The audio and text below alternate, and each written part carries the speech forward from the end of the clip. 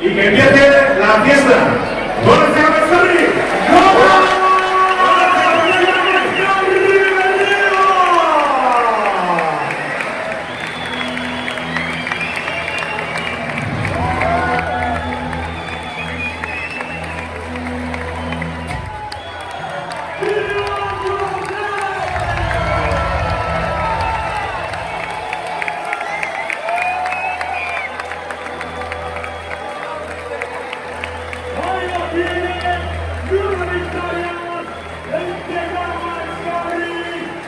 Desde el mundo, Kilian Jornet,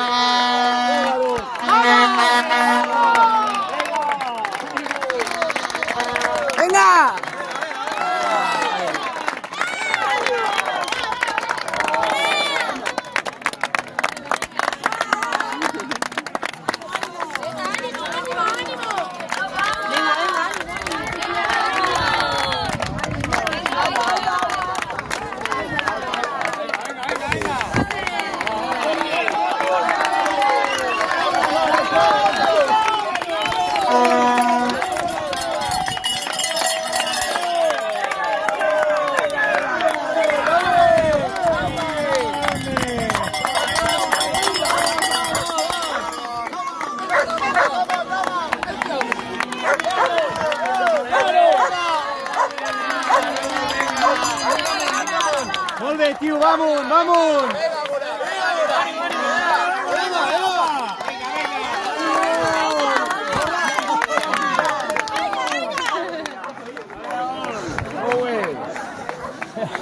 Guarda, viene marchando. ¡Hágole!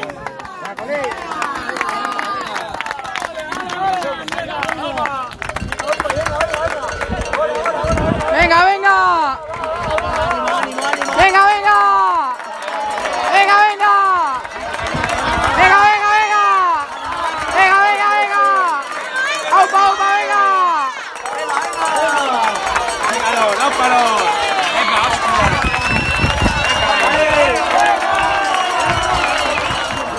¡Aupa, Samuel!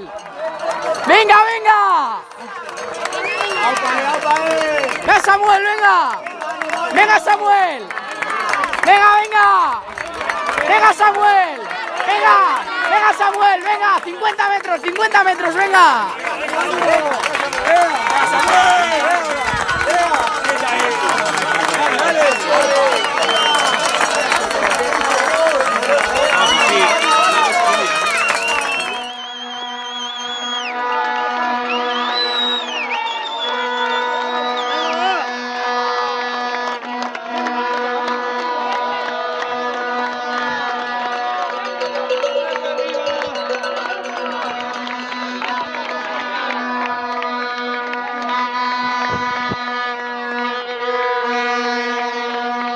easy.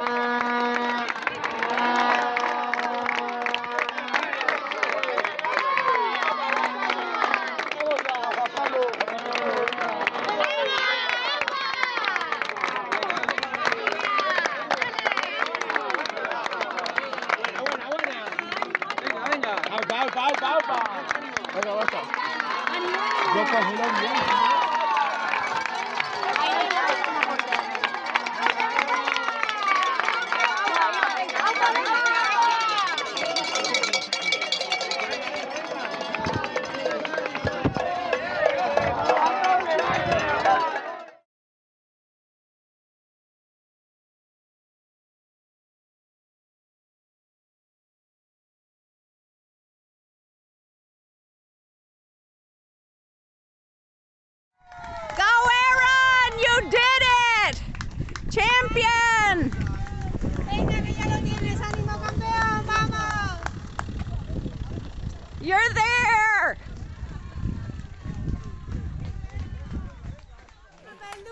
Way to go!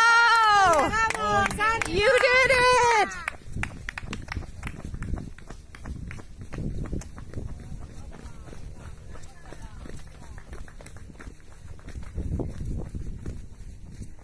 ¡Ánimo, Samuel! Este que viene. Let's go, Aaron. Y parece americano. Sí, es que es ahí. Good job, bud. Be careful now.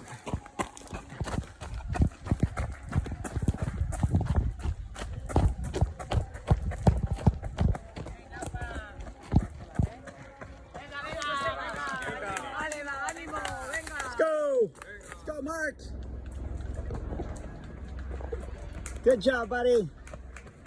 You can do it. Go for it. Be careful now. People are following, so be careful. Good job, bud.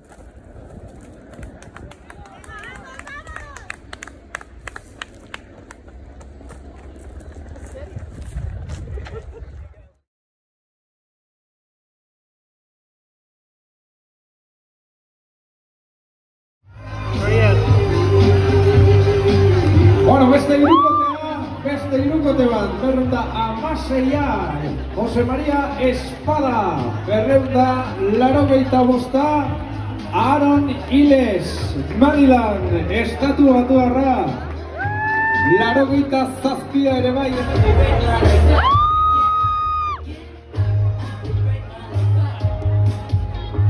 Eunda berrogeita zortzia ere bai, Samuel Bonikowski.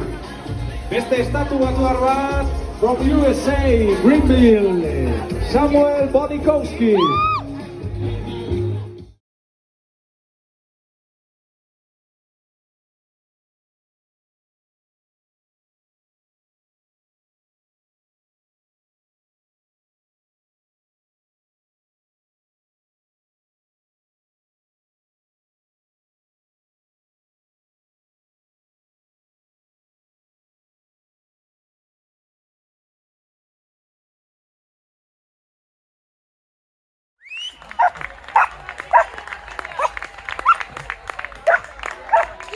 There's Kilian. Kilian! Head of course record pace.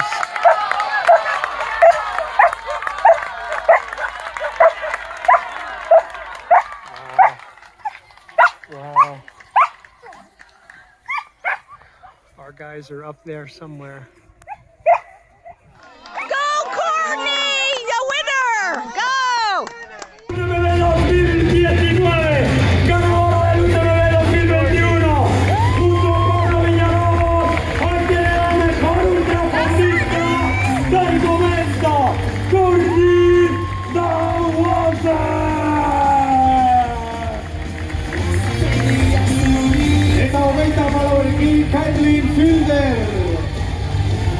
Kilian, la neozelandesa, afincada en Girona, la neozelandesa.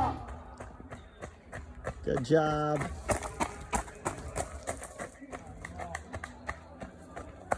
Good job.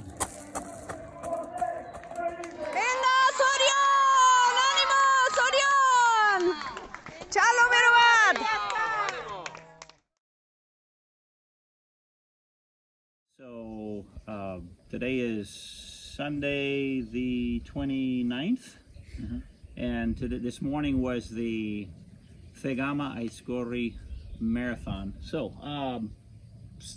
Aaron, why don't you tell us a little bit about what it looked like coming to it, what you knew about it, or what you'd heard about it, and because, well, tell me, give a little bit of your background, your running background. Okay. I started running a number of years ago, back in grade school, and got into trail running sometime in middle school, high school, and that gradually led into ultra marathons, which are anything further than a marathon. Usually starts at 50K, and that's what I've been doing pretty much ever since. Okay, 50K is 50 kilometers. I'm going to interrupt you just to clarify Yep. for anything I think might need it. So 50K, yeah. 31 miles. They typically go up to 100 miles, but there's some newer races that are 200, 250 miles plus. So there's really technically no upper limit.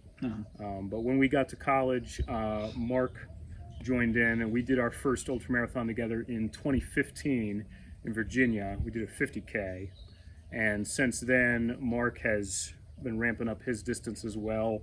And the latest adventure we had together was Bigfoot 200, which is one of the toughest 200 milers in the world, probably the toughest in the US right now, out in Washington State. It's 210 miles with 47,000 feet of gain through the Cascades. So we just came off that in August, and we had to change gears, shifting way down to get ready for Zagama, which was today, and obviously much shorter. Okay, so how many 100 milers have you run, more or less? Done 600s. You've done 600s and 3 200s. 3 200s. Yep. Mark, how many have you done? I think I've done two 200s and two 200. Okay, okay. Tell us about the Bigfoot, which was the biggest. Yeah, Bigfoot. For you anyway. What was that like? Yeah, Bigfoot was insane. It was unbelievable. It was very, very long and very different from what we just did. How long? It took Aaron 83 and a half. 83 and a half, and I did it like right at 84-ish. Okay. So 84 hours, and we 84 slept, hours of running. How much did you sleep? About 4 hours-ish. Yeah, 4.5. And not all together, right? Yeah, Little chunks of... Yeah, so yeah, it took basically almost 4 days straight. So beautiful that was country. crazy. Yeah, it was amazing. And then Aaron did another 200 back just in January. So coming from that distance to what we did today is a completely different race. Yeah. Very, very, very, very different. So I'm not nearly as good at fast races as maybe 200s or 100 milers. You do the longer distances better. Okay, Aaron, tell us a little bit about your dad. Steve is right over here, but he didn't want to get in the picture, so we'll honor his decision. But he has a pretty big role in your... Dad has been crewing me since my first ultramarathon, which was 2008, February. I was 16 years old, and he has crewed almost every ultra since then, and that's been probably 35 ultramarathons. Okay, explain what he does by crewing. So, by virtue of being crew chief, it is his responsibility to get me through the race. And what that means is he meets me at aid stations, which are, depending on the race, they could be every 5 miles, they could be every 20 miles, depends on the race. He meets me there, he unloads the truck with a bunch of food, liquids, chairs, anything I'll need, heats up eggs, mashed potatoes, noodles, all kinds of stuff. Now, he does this even though there are aid stations sometimes provided by the organization, right? Correct. Generally, what you want to eat may not be the same thing as what the aid station has. I see. Okay. Sometimes they have stuff you like, sometimes they don't, hence why a crew is good. Okay. Not only that, the emotional and mental side of things of seeing somebody you know and having that interaction is always helpful. Okay. And on top of that, races like Bigfoot or even Fierce Dragon, the 200 milers, it was a place to sleep as well. Cleans out the back of the car. We can lay down and sleep in the back of the car. Yeah, 30, 45 minutes, whatever. Okay. So yeah. And then when you leave the aid station, he He gets in the car, drives to the next aid station, and waits for a long time. Which in the case of Bigfoot, sometimes... Could be as much as 15 hours to wait between aid, yeah. But I mean, sometimes it took them a whole pile of miles to get to the next. 3-4 hours to drive. Okay. Yeah. Mark, can you think of anything? What's a memory that comes to you at an aid station at some point of some race? Let's say Bigfoot, since that's the one that's sort of in more in our minds. In one of the aid stations at Bigfoot, it was going into the third night, and I was eating some mashed potatoes, and my back was getting really tight, so I kind of laid down on the ground and was eating prone and was eating mashed potatoes, and I fell asleep in the middle of eating mashed potatoes, and so I had like a little 15-minute nap before we decided to get up and Dad keep has going. to go over and, Mark, yeah, time to go. Yeah, so I fell asleep, but that's abnormal. But Mr. Isles has helped a ton, you know, emotional support and like just encouragement, you know, you got this type stuff. Yeah. And Mrs. Isles. Okay. Yeah, Mrs. Isles helps Her like name crazy. is Janet. Janice. Yeah. She has been amazing with all of them. I've heard you mention sometimes when you're going through the wee hours of the morning, it's dark, you're by yourself maybe, and you've got this light, and all you see is, how does that work? Just a headlamp, like a typical night headlamp. So it'll be a cone or whatever, and you're just basically getting through the night, and everything gets very monotonous. You can't see anything, and it's just your headlamp, you know, bouncing around. So you can get really sleepy, and in the 200s you can start hallucinating after a couple. Normally, I mean, it's only ever happened to me really in Bigfoot, but it was that third night where your brain is so tired that you start to see stuff and hear stuff and things like that. So tell them about the when Mark jumped over that log. Oh yeah, the bees. Oh right, that was what would that have been? Like maybe 140 miles in. So obviously we're tired, and Mark took a step over a pile of logs that was in the trail and happened to step right on a yellow jacket nest. Of course, I was right behind him, so my next step was just over top of that, and the wasps poured out when his foot left the ground. I got stung like 5 times, and I yelled at Mark, run, run, run. And of course, the last thing you want to do 140 miles in is run. But we took off running. I got stung all over the place. I don't even know if he got stung, but yeah, I didn't get stung at all. Yeah, it was great. Just another joy. Yeah. And then what? 2-3 hours later, some guys are coming and saying, "Hey, where are the bees, or where do we get them?" Yeah, it was like 30-45 minutes down the trail.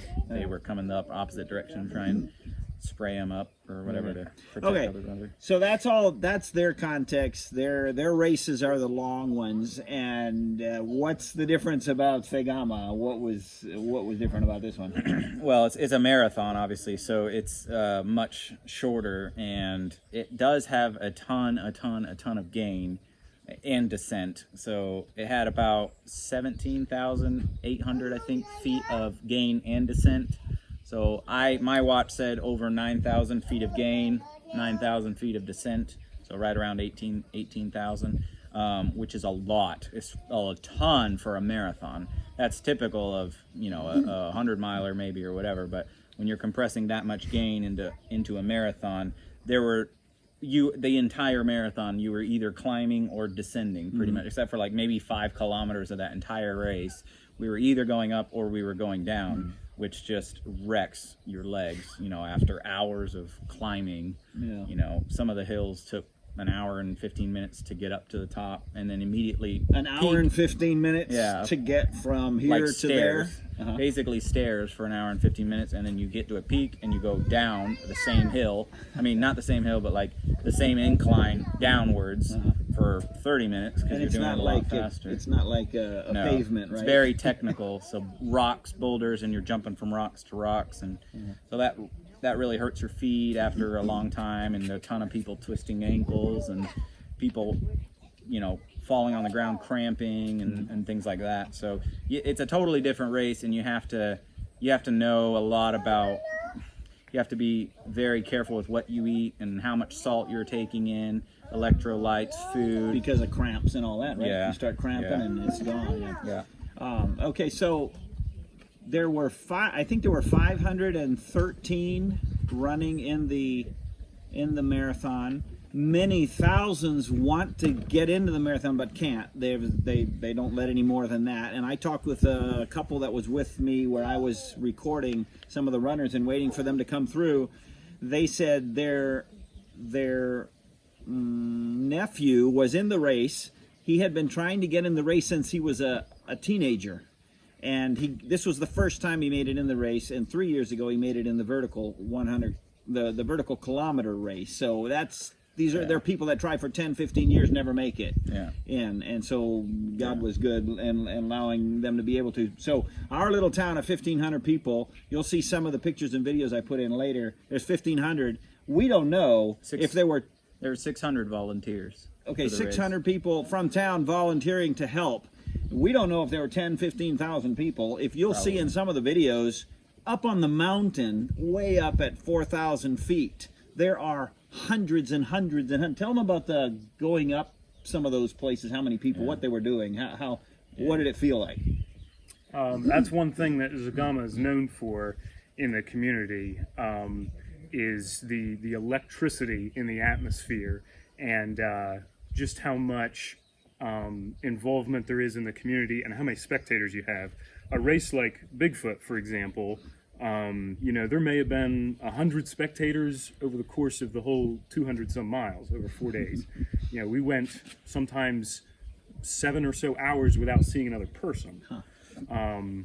You talk about even bigger trail races in the United States, you may have a few dozen people that are out on the course to cheer you on and see you. Whereas Zagama, like Mr. Bonikowski said, there were thousands out there. And that's something so unique to not just Europe, because the sport's bigger over here, but Zagama specifically. Yeah. And so the one climb, Santo Spiritu. Is known for being packed with people. That's where a lot of them can get to, because there are no roads up into those mountains much. So people go up the day before, early the morning, and when you get up there, what's it like? This is 3,000. This is over 3,000 feet up in the mountains. One thing I'll never forget is when we were miles from Sanctus Spiritu. You could hear the crowd cheering. It wasn't cowbells and clapping like you hear in the United States of an aid station a mile away. It sounded like a soccer game. Yeah, it was just a roar of a crowd going across the mountains. Yeah. And when you finally got there, it was deafeningly loud. Deafening. Just like 4 people thick. Walls closing in, and you're running up, and everyone's patting you on the back, they're right clapping in your face, pushing you up the mountain, right in your face, yelling, screaming, and that's something unique to Zagama, and you'd never, ever see anything like that in the U.S. Never, and that's half the experience. We had a couple of friends, some of Mimi's English students, were up there with their cell phones, and when these guys, they were sort of tagged to each one of them, and when they came by, they got in behind you or what? With the video, and they followed them through the crowd. So we'll put some of that video. I'll put some of that in the back of this as well.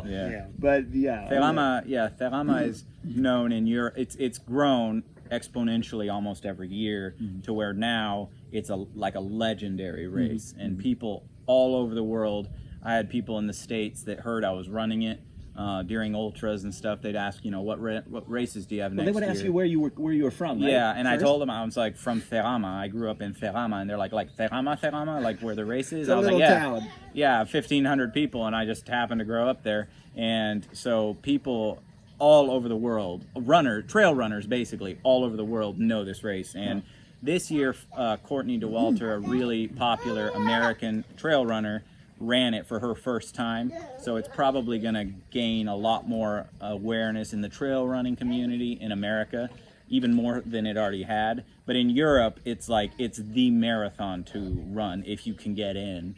It's extremely technical and very difficult and all that, but they say that there is no race with a better atmosphere than Zegama. There are other races that have more this, that, and the other, but the atmosphere of Zegama is like unparalleled, probably in the world, at least for trail running. it's unreal. I'll put in a video at the end as well. Yesterday they had this presentation kind of thing where they had the top 20 runners who for different reasons stuck out, you know, and they had them run through. We were in this kind of a gym area. There must have been 1,000 people in there. Wouldn't you say? 1,000 people in there, and they had this trail running through the middle of us after a while, and all the big runners, guys and girls, one after another came, and I mean the sound is like blasting loud. I mean, I'm going deaf. I can't hear it. I can hardly think. And they run through this crowd, and everybody is just absolutely cheering up a storm. So one of the guys, the last guy to run through that gauntlet kind of thing, was a guy by the name of Kilian. Some of you, if you've followed anything in running, you know about him. Tell us something about him, Aaron. What? He very well may be the greatest trail runner on earth right now, and probably of all time to this point. He's won races all across the world. He recently set the record for the 7 summits. That is, he set the fastest known time to summit the 7 highest peaks, or the highest peak on each of the 7 continents in the world. That includes Everest, which he summited twice in one day to try to break the record. I think it was a day. But nonetheless, he is a name that is a household name for trail runners and ultra runners. And he is somebody that is virtually unbeatable from distances as short as this to distances up to 100 miles. And he also happens to be from Spain, so obviously there's a lot of interest in him during this race. He's won this race like 9 times. 10 today. Or Today 10. was his 10th. Yeah, today was his 10th win, and basically if he shows up at the race, he wins it. He is just undeniably head and shoulders basically above any other trail runner, and everyone reveres him as undeniably probably the GOAT of trail running. He's ridiculous. We got a picture with him. You were able really to cool. talk with him a little bit yesterday. A little bit, Yeah, it was awesome. Okay. Yeah, very cool. And Courtney too, did you get to talk with her at all? Talked with Courtney, yep. And I have a video of her running past me coming in today. We after we came back from church and everything, we were hoping to get there in time. We didn't get there before the first ones. Okay, give a little bit of a distance. I'm not trying to humiliate you guys or anything, but tell us a little bit about when Kilian came in, where you guys were, where everybody else was, and so forth. Kilian finished in 3.5-ish hours. Okay. I finished in 6:03, so 2.5 hours slower, and that's 2.5 hours over just 26 miles, which is ridiculous. Phenomenal. Ridiculous. When I think it was when Mark was up at that top mountain where they were basically closing in on at him? the halfway point almost. Kilian I was at the top of the mountain looking down at the town, and I looked at my watch, and it was 3 hours and 30-something minutes in. And when and people at the top, you know, there's crowds everywhere. They were saying Kilian just won, set the record, and I'm sitting there looking hundreds of kilometers down into town. I still have to do a whole huge section of the race, over about half of the race to go, and he's down there. He just won, and so just unbelievable runner. He basically runs up and down and around everything. Yeah. Everything is running. It doesn't matter if there's rocks and you would bear anyway. Okay, there are that was some of the most technical running I've ever been on anywhere. There were crazy technical running for sections of that race. It was crazy. I don't know how it's mind blowing that he can run it that fast. Unreal. I was as I was waiting for them to come through. There were a lot of there were some older people. There were a lot of girls, not so much young, but short, and they were booking it down. It was steep. It was gravel and rocks, and they were just they only had a kilometer left to go, and you can hear. I mean, they have the helicopters flying, and you can hear the megaphone from downtown, and they are everyone that comes in, they give their name, right? I heard Bonikowski. I didn't hear yours for what I was distracted or something, but they name them as they come in. Everybody, there's hundreds and hundreds and thousands of people really clapping there. So okay, what else is there of interest? Steve, what can you add to it, even from your anonymous out of the picture here? In perspective, even the Kenyans that were here couldn't Yeah. Okay, talk a little bit about the Kenyans. Yeah. Yeah, a couple of them went off. Yeah. In ambulance, The right? ambulances. Yeah, this year they had 4 of the first Kenyan Trail delegation. professional trail running delegation from Kenya. Super tall, skinny, ridiculously good runners, obviously. But they thought, obviously, I think they thought they were gonna yeah, they couldn't burn it up. I heard the day before the race, one of my friends was telling me that they'd come like 2 weeks early and were practicing the course every day, and they had timed some of their times, and that they were doing really well, parallel or semi close to what Kilian had done in the past. So it was like, we'll see what happens. But he blew them out of the water, and two of the 4, I think, and apparently ended up leaving the town in an ambulance. One with like an ankle problem, he twisted his ankle really badly, and another one, I don't know what, maybe dehydrate, I don't know what. But I saw a number of people coming crazy. through with blood on their, their jaws all red with blood, and so it's very easy to fall. Extremely easy. There's so many hours of running as fast as you can, which may not be that fast for a lot of sections, but so many rocks and so many wet rocks with mud that you land on and your foot slips off. And Aaron was behind a guy for a little bit that twisted his ankle so badly, and he probably had to drop out. A lot of people have to drop out just from injuries, because everyone's trying to do obviously their best. It's almost a once in a lifetime race for most people, for most normal people, and so they're trying to push as hard as they can, and you get tired and you start to get lazy with your foot placement, and you start to get really sleepy or whatever, tired, and before you know it, if you're not paying it, you have to be focused for 6 hours or 5.5 or whatever time you do it in, or one 5 seconds of not looking where you're going, and you clip a rock and your race is over. Race is over. Yeah. What's interesting, every year, well, they've had two years because of COVID, it was gone. So there was a lot of expectation. Yeah. It had been since 2019 that they had the race. Every year they do more. This year they had it live. In fact, I'll put the link there. You can go watch the entire thing on YouTube, I guess, live. And it's done very well. One of the amazing things that the few times I looked at it, okay, so the important runners, the ones that are coming in first, there are bikers with these mountain bikes following them. I mean, I don't know how you can go up a hill with a bike like that. I mean, the rocks, sometimes these guys are jumping 1.5 feet and whatever, and the bikes are following them, and they've got the live camera on them, and it's going all over the world live. And I'm thinking, how in the world are they? And sometimes the runners, they could not keep up with the runners. Yeah. Because it's just, you can't ride a bike that fast in that terrain, you know? That was crazy. At the top of the mountain, at the main big area, there's a massive, there was a helicopter live streaming everything and like doing passes over me. Like, I mean, it was right above me. It was probably 100 feet or whatever, just going sideways, following me, covering all the footage, turning around, coming back this way. And it was just crazy, super loud because he's really close, and you're running, trying to, it is just amazing. There's people yelling and helicopters and all this footage, people filming with cameras and a gazillion cell phones out there, of course. Everyone cheering you on, and you have your name on your bib, on your bib number, so everyone's yelling your name, like, come on, Mark, Samuel, go, run, push hard. So the entire race, people are yelling your name, like, come on, you got this, and encouraging you, and it's unreal. There's no atmosphere like that in trail running. No. Okay, so Aaron ran with these shorts that are stars and stripes, right? Basically, I mean, it's America from a mile away. You can tell it's the United States. Tell them about that. So I wore that because there's only 7 Americans in this race this year, so it's pretty rare to get Americans in the race, or probably many other countries, just because it's so hard to get into.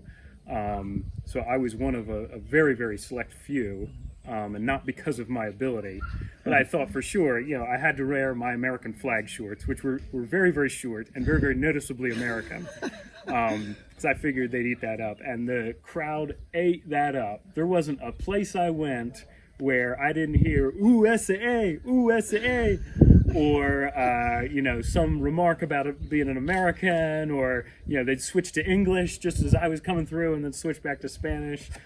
People just ate that up. And they knew your name as well, right? Because I had it on there, and they were calling me, Vamos Aron, Vamos Aron.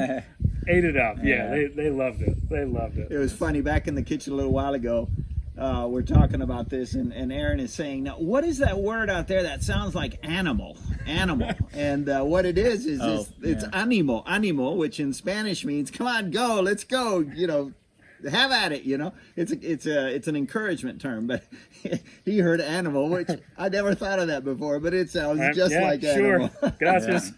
Yeah. Okay, well, that's good. Anything else you can think of?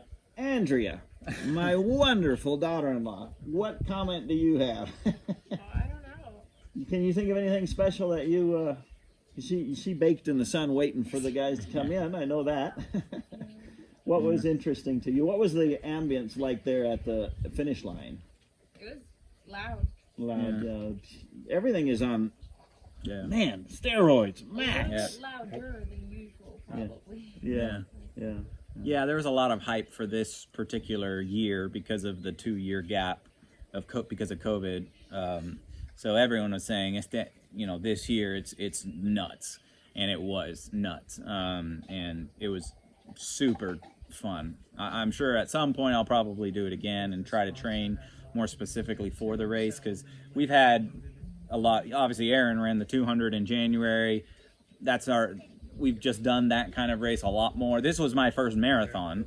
I've only done ultras, really. I've done like a couple 5Ks or whatever, but I really only ever run ultras. So it was by far the fastest, shortest, and my time was like 6 hours and 19 minutes. So obviously that's not a fast marathon, but with the gain and everything, everything was just at 110%, and it's exhausting. When I got across the finish line, I barely could walk, and like everything was blurry and starting to turn in circles, and I laid down in the grass and almost instantly fell asleep.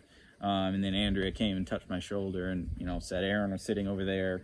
But I just gave everything. And the last 12 kilometers of the race was all long coming downhill. Off of the peaks. You'll see in the pictures a lot of it was running up and down all of these peaks that surround us that are about 4,000 feet.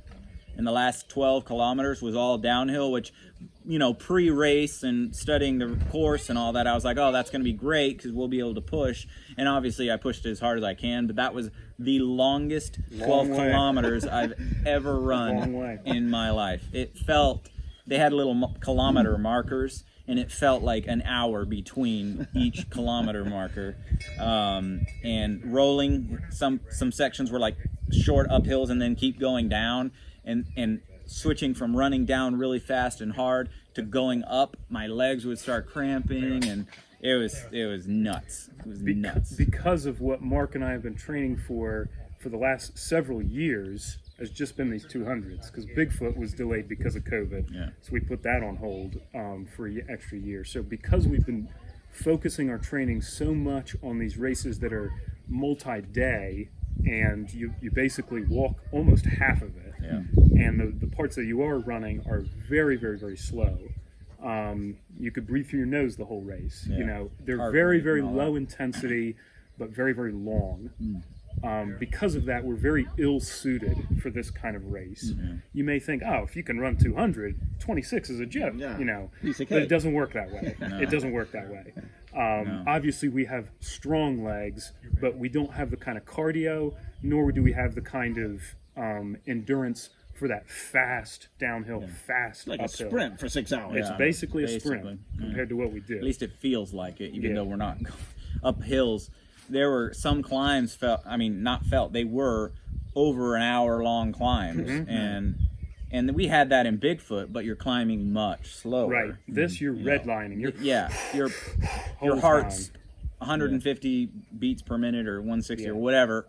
6 hours for the whole time. If it's downhill, you're sprinting. If it's flat, you're running. If it's uphill, you're hands on knees, pushing as hard as you can. So it's there's never a time where you get to just, you know, relax, let your heart rate down, you know, chill or anything, because it was just nonstop, you know, as hard as you can. Han, anything you can think of? What was your favorite part of it, or what all did you? My favorite part was seeing these boys get home. Yeah, okay. That's the point where I was recording. Yeah, she was at a spot up on above town and waiting for the different ones to come through. But hey, see you, Danny. Take care. Okay, well, I guess that'll about do it. I'll throw some video and pictures after this, and maybe you can tie in some of that media with what we've said. But if you leave our town, like I mentioned, it's 1,500, and immediately outside our town are mountains. It's all mountains. If you walk and run straight, you're going straight up a mountain, and there's not even much room in town for cars. So 2-3 miles out of town, the cars are lined bumper to bumper. They don't let them come into town, or it would be completely a gridlock. And so I counted over 400 cars just coming into town without the parking lots that they've made that are usually for sheep and goats and horses, pasture land. They've made them, they've set them up for cars. And so this is a couple of days when town, and we've got TV stations and radios, and oh my goodness, and they're selling all kinds of goods and whatnot. So it's wild. But anyway, very, very interesting, very exciting. We're very glad that Aaron could make it with his dad, Steve, and of course we're always delighted to have Mark and our new daughter-in-law, Andrea. And so anyway, I hope you enjoyed it. I hope the wind that's come some hasn't messed up the audio. And we'll post in the description, if it is good enough to put up there on YouTube, we'll put there the link for the race if you'd like to see it and see those bikers following the race and the guys, and then all of the hundreds and hundreds of people up at the top of the mountain cheering them on. It's all in there, and you can see that. I think that's interesting. Okay, anything else? I don't think so. About it? I think that's it. Yep. Thank you for the opportunity. Yeah. Thank you for being willing to do this. I think I know a lot of my friends will enjoy it thoroughly. Good. Yeah. Good. Okay. It was good. Thank you very much. Thank you. Take care. Okay, I'm tacking this on to the end of the conversation with Aaron and Mark. We're coming down from the farmhouse where we did the conversation.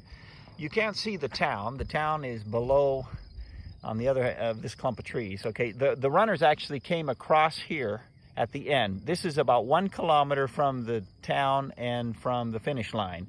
Mimi was here getting video. Some of the video I'll put up at the end was done right there, and then I was down on the other side of that clump of trees in the woods, and they were coming by me, and I got some of that. And then Andrea and Steve, Aaron's dad, were down at the finish line getting some there. So this morning at 9 o'clock, they took off from town and they went straight up that hill, all the way where my finger is, climbing all the way to the top of that mountain there. I think they said it was over an hour climbing. And then they went down the valley, and then eventually they crossed over the valley. You can see a bit of a valley there. They crossed over the valley, went behind that hill, eventually made it to the top of that mountain peak over there. That's Arats, if you remember that name that they said. After the Arats, they go down, they come way down to a cave, a natural cave. And the Santo Espiritu is the halfway mark that they mentioned several times in the conversation. And then they climbed that ridge, went all the way up to there. That is the high point, and that's where hundreds and hundreds of people congregate. I mean, it's cliffs on basically both sides, but there's enough room for them to be. And then they climb to the next peak over there. They go down the other side. I think they're running down there for about an hour. I don't know how many kilometers. And then they come back over this ridge way up there. And then they have that 10-kilometer descent that Mark was talking about that goes all the way, comes all the way down the valley, meandering itself down, and then comes out right here. And by that time, they're at the 41-kilometer mark, I guess. And they have one more to go down through that clump of trees down into the town. So it gives you a little bit of an idea of the terrain.